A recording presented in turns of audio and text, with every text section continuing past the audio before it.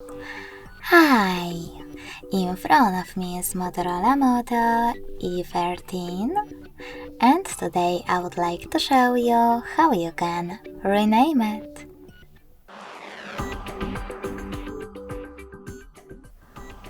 Firstly, go into Settings and scroll all the way down right away.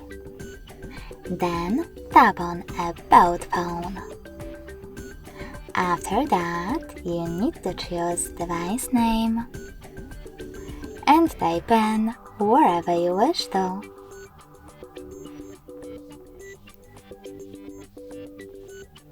When you're ready, click on OK in the pop-up and then OK in this one about visibility to save your changes.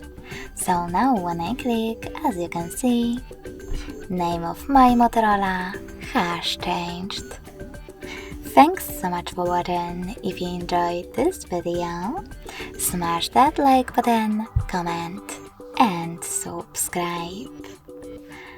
Bye!